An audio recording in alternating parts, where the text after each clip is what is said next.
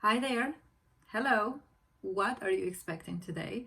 Because whatever you expect, that's exactly what you're going to receive. Now, this statement cannot be more accurate. If you were going to think about it, and if you were going to look back into your life and connect the dots, you'd realize that wherever your mind goes, that's where your body is going to follow. In continuation with the topic on decision, I want to talk about imagination. And you might have heard it being said that imagination is just daydream, it's just playtime. If you come from spirituality, you might have come across this statement: I go before you and prepare a place for you, and then I will return and take you unto me, so that where I am, you may be also. You know that the I is talking about the imagination in men. That's the God in man. That's the creative process, or that's the creation place. That's the fourth dimension. That's where everything originates. That's where everything exists already. I think of the universe or God or higher self or fourth dimension or imagination as the same thing. And contrary to science that says you have to look only at the fact, now we know that by looking at these two schools of thought, which is theology and science, they actually fit together very well. So they both come into agreement as to the power of thoughts, that thoughts become things. So when we talk about decision, and given in the context of what I've just said, that affirmation that I go before you, that means your imagination goes before this body. Energy, and because you're energy, you go before your body in the form of thoughts or imagination. So your imagination is nothing but your thoughts, or your energy is going into places that this body has not been yet. But because your energy goes there, and this energy is part of your body, energy comes back and it's going to take this body. The body becomes the slave of this energy, and it's going to go in that direction. Now, you know that the body refuses to do certain things. This is where Neville Goddard talks about going to bed at night and doing in the mind that which you would like the body to do on the outside. That means allow the energy or the imagination or the thoughts, this activity of what you would like the body to do on the outside. Because the body, if you tell the body right now, go and run, the body's not going to go. The body is the subconscious mind, meaning you have not given the subconscious mind the command. You have not shown the subconscious mind where you wanted to take the body. So I go and prepare a place for you. It's nothing but referring to I, the energy, I, the thoughts, because you're nothing but thoughts. I go before your body. The body has not experienced it yet. I go before you and I prepare this place for you. See, your imagination goes and prepares a place for you. And then the imagination comes back and says, I have this idea, right? Maybe I should do this. Maybe I should do that. This is intuition. Intuition comes back and it brings back ideas that now take the body through a certain circumstances or opportunities or events, and it gets you to that end result. This is how we create. This is how we create. Our decision has to be as to what is it that I want. Go there. Go there on a constant basis. In your imagination, keep going there. Wow, wouldn't it be wonderful? Oh, I could see that. And I could see this. Oh, and I see that. Wow. That would be amazing too. And as you begin to use your imagination, you begin to make decisions.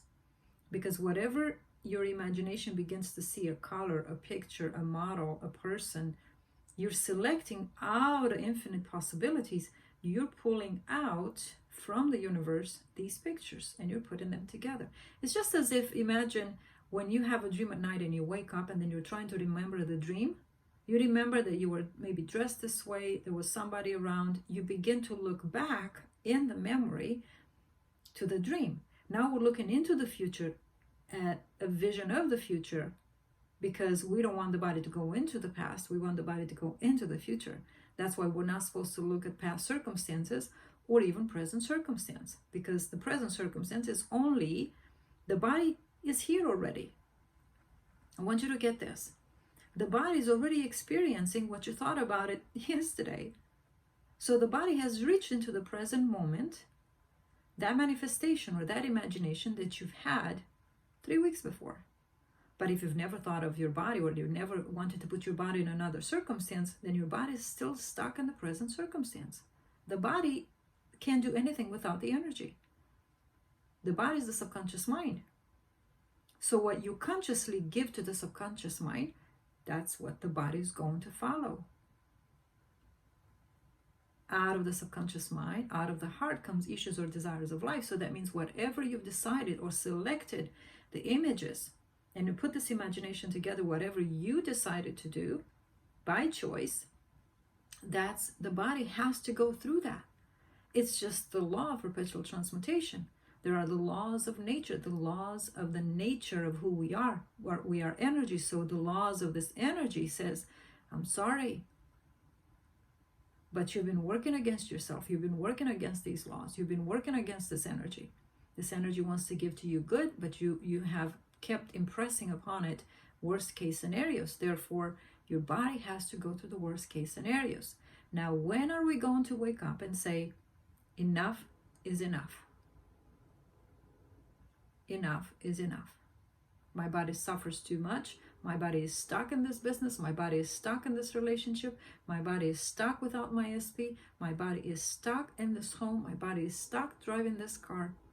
We are keeping the body stuck, meaning we're keeping the subconscious mind in the same loop, because we are not allowing the imagination to go before this body to go where we want it to go.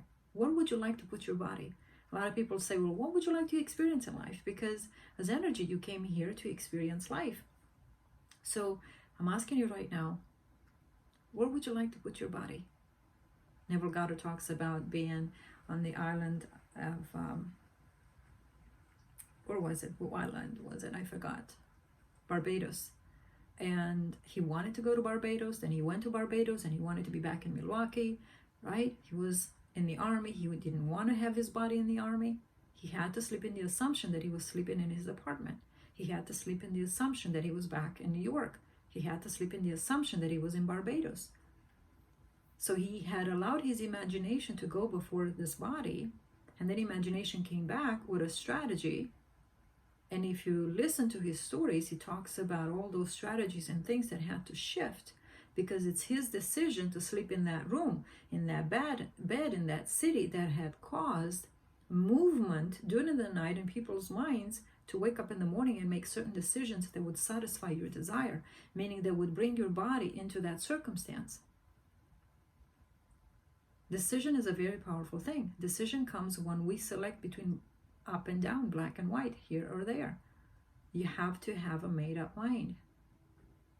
I encourage you to listen to my previous video on decision, where I talk about how I manifested a multimillionaire, but I also manifested this specific island, and it all came down to decision. We make these decisions ignorantly, or someone else makes them for us. So I encourage you to watch those videos. Anyway, thank you so much for watching, and I appreciate you for being here. And as always, with gratitude, this is